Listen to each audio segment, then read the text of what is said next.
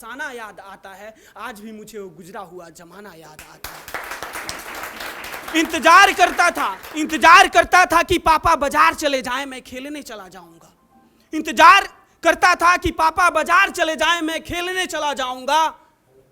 मैं पकड़ा जाता था, आज भी मुझे वो पापा से पिटाना याद आता है। वो वक्त, वो लम्हे, वो फसाना याद आता है।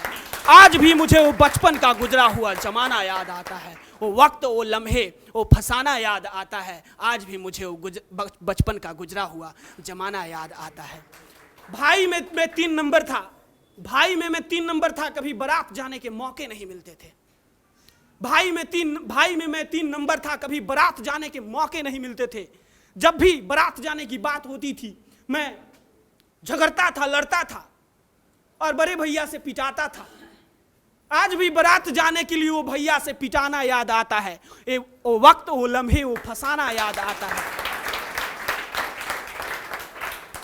आज भी मुझे वो बचपन का गुजरा हुआ जमाना याद आता है। तो धन्यवाद। मैं एक साहित्य का टीचर हूँ, इंग्लिश का टीचर हूँ, और और मैं इंग्लिश में कुछ एक्सप्रेस नहीं कर सकता हूँ, क्योंकि पता है वही चीज़ सुनने में अच्छा लगता है जो समझ में आए। और यदि कुछ पार्टिकुलर लोग यदि समझे भी तो मतलब मज़ा नहीं आएगा। तो हमारे नेक्स्ट कैंडिडेट हैं, नेक्स्ट और लास्ट कैंडिडेट। मैं चाहूँगा कि उस कैंडिडेट को नवीन सर बुलाए।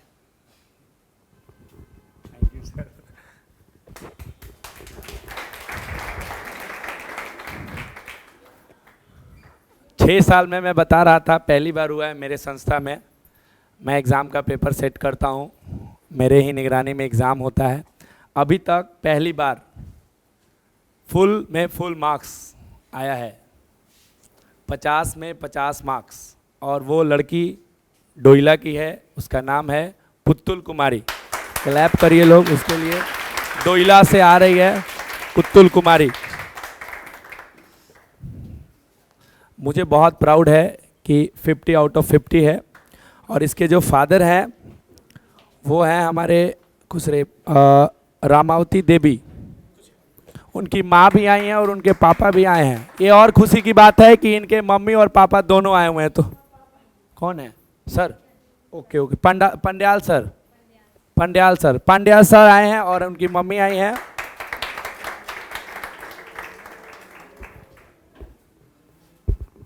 एक जोश के साथ क्लैपिंग कीजिए पंड्याल सर के लिए।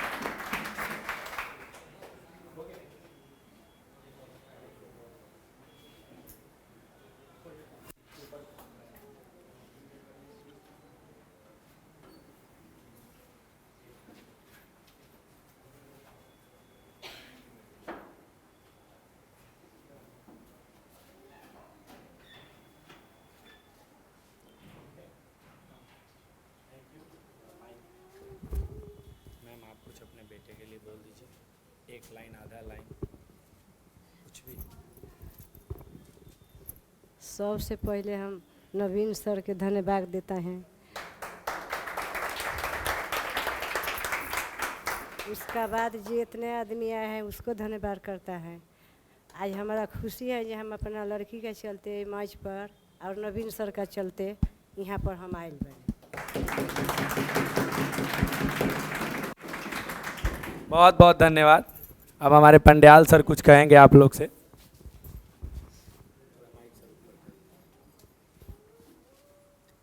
सभी गार्जियंस को शुभकामना नवीन सर के साथ में, और सभी बच्चे हमारे आशीर्वाद के पात्र हैं। हम आशा करते हैं कि जिस तरह आप लोग यहाँ अच्छा किए हैं कंप्यूटर सीखकर, उसी तरह अपने जीवन में भी अच्छा करें, यही मेरा आशीर्वाद है। बहुत बहुत धन्यवाद सर, थैंक यू सर। चलिए ये सर विकास सर, चलिए बहुत बहुत धन्यवाद। आप लोगों ने 2 घंटा 9 बजे से लेकर 11 बजे तक आप लोगों ने समय दिया, और मैं बहुत खुश हूँ कि अब आप लोग के पास भी समय है। अब मैं एक बार जितने भी हमारे बच्चों को मैंने इंडिविजुअल बुलाया था, मैं चाहूँगा कि वो सारे बच्चे एक साथ, ठीक है सर कुछ बोलना चाहते हैं, उसके बाद सर सारे बच्चों को मंच पे बुलाएंगे, उसके बाद से सारे बच्चे, अभी हम लोग जो भी आप लोगों से बात कर रहे थे, बच्चे भी अपने बारे में या जो भी, और इसके बाद जो भी यहाँ लोग आए हैं अगर वो भी कुछ कहना चाहते हैं तो आप बताएं। थैंक्स नवीन से। 2 मिनट आप समय देंगे बस मुझे सुनने के लिए, उसके बाद नवीन सर समय मांगेंगे तो उनको भी दे दीजिएगा। क्या सही बोला ना? मैं शुरू से ही एक बात इस्तेमाल कर रहा हूँ, साहित्य की बात मैं कर रहा हूँ। इंजीनियर डॉक्टर बनने की होड़ लगी है। एक बात अक्सर हम सुनते हैं कि बच्चा कोटा में गया, सुसाइड कर लिया। बच्चा कोटा में गया, सुसाइड कर लिया। मेडिकल पढ़ने के लिए गया, सुसाइड कर लिया। बीटेक करने गया, सुसाइड कर लिया। क्या आपने कभी सुना है कोई साहित्यकार सुसाइड कर लिया? कोई साहित्यकार सुसाइड कर लिया किसी ने सुना है? नहीं। दिल की तन्हाई को आवाज बना लेते हैं, और दर्द जब हद से गुजरता है तो गा लेते हैं। जब उन्हें प्रॉब्लम होती है तो क्या करते हैं? लिख लेते हैं, गा लेते हैं, बुदबुदा लेते हैं। और साहित्य ही एक ऐसा चीज है जो आपको जीने का हर एक तरीका दे सकता है। जब कभी हम डिप्रेशन में जाते हैं तो मैथ पढ़ते हैं, नहीं पढ़ते, फिजिक्स पढ़ते हैं, नहीं पढ़ते, केमिस्ट्री पढ़ सकते हैं, नहीं पढ़ सकते, लेकिन साहित्य पढ़ सकते हैं। हम गीत सुन सकते हैं, गीत क्या है? साहित्य है। शायरी सुन सकते हैं, कि शायरी क्या है? साहित्य है। फिल्म देख सकते हैं, फिल्म क्या है? साहित्य है। इसलिए मैं आप सभी पेरेंट्स से और स्टूडेंट्स से रिक्वेस्ट करूंगा कि आप अपने बच्चों को साहित्य की ओर जरूर ढकेलिए। सब कुछ पढ़े, लेकिन साहित्य जरूर पढ़े। साहित्य हमें सिखाता है कि हम जिए कैसे। मैथ हमें सिखाता है कि हम सक्सेस कैसे करें। केमिस्ट्री सिखाता है कि सक्सेस कैसे करें। साहित्य सिखाता है कि हम अपनी लाइफ को सरवाइव कैसे करें, हम अपनी लाइफ को जिए कैसे। आप में से कोई एक व्यक्ति बता दीजिए कि जब आपको प्रॉब्लम हो, जब आप डिप्रेट हो, जब आपके पास स्ट्रेस हो, तो आप मैथ पढ़ेंगे। ऐसा हो सकता है कि आप डिप्रेट हो, आप परेशान हो, हैरान हो और मैथ पढ़िएगा? नहीं। अब डिप्रेट है तो हो सकता है कि आप गीत बजा के बैठ जाए या सो जाए और गीत सुनते सुनते सो जाए। तो सुकून हमें कुछ दे सकता है तो वो साहित्य है। आप डॉक्टर राहत इंदौड़ी का नाम सुने होंगे। डॉक्टर राहत इंदौड़ी,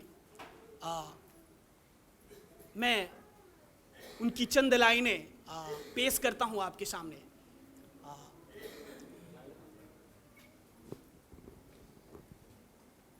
यदि आपको समझ में आए तो समझ लीजिए कि अच्छा है, और यदि नहीं समझ में आए तो समझ लीजिए कि बहुत अच्छा है। मैं नहीं कहता हूं, डॉक्टर राहत इंदौरी कहते हैं कि यदि साहित्य आपको समझ में आता है, आपने सुना है ना, बचपन में हम लोग पढ़े थे कि हवा हूं हवा में बसंती हवा हूं, सुनो बात मेरी अनोखी हवा हूं, बड़ी मस्त मौला बड़ी बावरी सी, जिधर चाहती हूं उधर घूमती हूं, हवा हूं हवा में बसंती हवा हूं। उस चीज को हमने फील नहीं किया। साहित्य क्या है? महसूस करने की चीज है। साहित्य महसूस करने की चीज है, और जो लोग महसूस करते हैं वो कभी आत्महत्या नहीं करते हैं। जो लोग किसी चीज को फील कर लेते हैं, चिड़ियों के चहचहाहट की आवाज सिर्फ साहित्यकार ही महसूस कर सकता है, और साहित्य पढ़ने वाला ही महसूस कर सकता है। और जो इस चीज को महसूस कर लेता है वो कभी मरने के बारे में कभी नहीं सोचता है। अपने जीवन का हर एक पल वो जीना चाहता है। मुंशी प्रेमचंद्र शायद 2 बार फेल हो गए मैट्रिक में, और उन्होंने क्या कर दिया, अपने असफलता को क्या कर दिया, एक करियर बना दिया। और मुझे लगता है कि जब तक ये जमाना रहेगा तब तक मुंशी प्रेमचंद्र को क्या करेंगे, हम पढ़ेंगे, याद करेंगे। इसलिए मुझे लगता है कि साहित्य जरूरी है। आप कुछ भी कीजिए, इंजीनियरिंग कीजिए, डॉक्टरी कीजिए, नो प्रॉब्लम। मैं साहित्य पढ़ाता हूं, कभी भी आप एक क्लास कीजिएगा मेरे साहित्य का, आप क्लास कीजिएगा तो ऐसा नहीं लगेगा कि किसी मास्टर साहब के सामने बैठ के पढ़ रहा है। मुझे उतना तजुर्बा नहीं है, लेकिन फिर भी ऐसा लगता है जैसे मानो की फिल्म चल रहा है। ऐसा लगता है कि मानो की फिल्म चल रहा है। बाकी ग्रामर स्पोकन वो तो मेरे घर की खेती है, वो अलग बात है। डॉक्टर राहत इंदौरी ने एक बात बोला है कि वो मेरे सांसों में समाया भी बहुत लगता है, वो मेरे सांसों में समाया भी बहुत लगता है, और वही शख्स पराया भी बहुत लगता है। मैंने बोला कि समझ में आ जाए तो बहुत अच्छा है, और यदि नहीं समझ में आए तो बहुत बहुत बहुत अच्छा है। क्यों मेरे सांसों में समाया भी बहुत लगता है, और वही शख्स पराया भी बहुत लगता है। आप सुने होंगे कि हाय रब्बा दिल जलता ना सहनी हमें जुदाई, आप प्यार बांटने वाले अक्सर होते हैं हर जाई। हाय रब्बा दिल जलता ना सहनी हमें जुदाई, आप प्यार बांटने वाले अक्सर होते हैं हर जाई। आप यदि हमको कुछ ऐसा शब्द कह दीजिए जो दिल पे लग जाए, तो काहे दिल पे लगेगा भाई, आप तो मेरे अपने थोड़े हैं। एक छोटी सी बात मैं बताता हूं, आप मेरे अपने थोड़े हैं, कुछ भी कह दीजिएगा तो कोई फर्क ना पड़ेगा, है ना। लेकिन जब कोई हमारा अपना जब चोट पहुंचाता है तो थप्पड़ मारने से ज्यादा आवाज होती है। पिटा कर हम सो सकते हैं साहब, हम किसी से पिटा कर सो सकते हैं, लेकिन अपनों की बातें हमें सोने नहीं देती है। यदि अपनों की बातें जब चोट पहुंचा दे, दिल को आहत कर दे, तो वो सोने नहीं देती है। और ये बात कहीं आप महसूस कर सकते हैं तो सिर्फ और सिर्फ साहित्य में कर सकते हैं। सिर्फ साहित्य ये बातें आपको बता सकती है। कहते हैं कि वो मेरे सांसों में समाया भी बहुत लगता है, और वही शख्स पराया भी बहुत लगता है। वो मेरे सांसों में समाया भी बहुत लगता है, और वही शख्स पराया भी बहुत लगता है। अरे उससे मिलने की तमन्ना भी बहुत है, उससे मिलने की तमन्ना भी बहुत है, मगर आने जाने का किराया भी बहुत लगता है।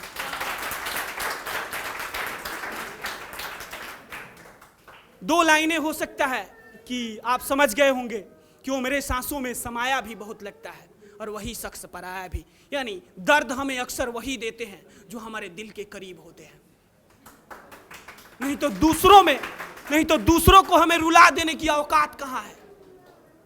दर्द हमें वही देते हैं, और इस चीज को कहीं पढ़ सकते हैं तो सिर्फ और सिर्फ साहित्य में पढ़ सकते हैं। इसलिए आप सबसे गुजारिश है कि कृपया अपने बच्चों को एक बार मोटिवेट जरूर करें कि वो साहित्य पढ़ें।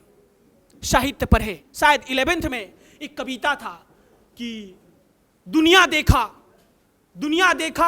कुछ ना पाया, तुझको देखा सब कुछ पाया। दुनिया देखा कुछ ना पाया, तुझको देखा सब कुछ पाया। शायद कांटों के झाड़ी में बुलबुल का गान कहीं सुंदर, और तेरी मुस्कान कहीं सुंदर। तेरी मुस्कान कहीं सुंदर। कहता है कि तू सुंदर है पर ना देता कभी उत्तर प्रति ममता का। तू सुंदर है पर ना देता कभी तू उत्तर प्रति ममता का, और तेरी निष्ठुर सुंदरता से मेरे अरमान कहीं सुंदर, तेरी मुस्कान कहीं सुंदर। दिवाले का देवता मौन, दिवाले का देवता मौन, पर मन का देव मधुर बोले। दिवाले का देवता मौन, पर मन का देव मधुर बोले। इन मंदिर मस्जिद गिरजा घर से, इन मंदिर मस्जिद गिरजा घर से, मन का अरमान कहीं सुंदर, तेरी मुस्कान कहीं सुंदर। तो मुझे लगता है कि जब भी जीवन जीने की बात आए ना, जीवन जब जीने की बात आए, हम कितना भी पढ़ ले, बीटेक कर ले, एमटेक कर ले, लेकिन जब हमारी शादी होती है ना, तो हमारी माँ जो होती है क्या करती है? गीत गाती है, साहित्य है साहब। जब भी लाइफ जीने की बात आती है तो साहित्य की जरूरत पड़ती है। बिना साहित्य के हम जी नहीं सकते हैं। आप सबसे फिर से गुजारिश है कि आप अपने बच्चों को एक बार बताएं कि हाँ, एक साहित्य भी होता है। हम धीरे धीरे साहित्य को क्या करते जा रहे हैं? भूलते जा रहे हैं, साहित्य से हम दूर जा रहे हैं। इतने मेडिकल और एमटेक बीटेक के चक्कर में पड़ गए हैं कि साहित्य से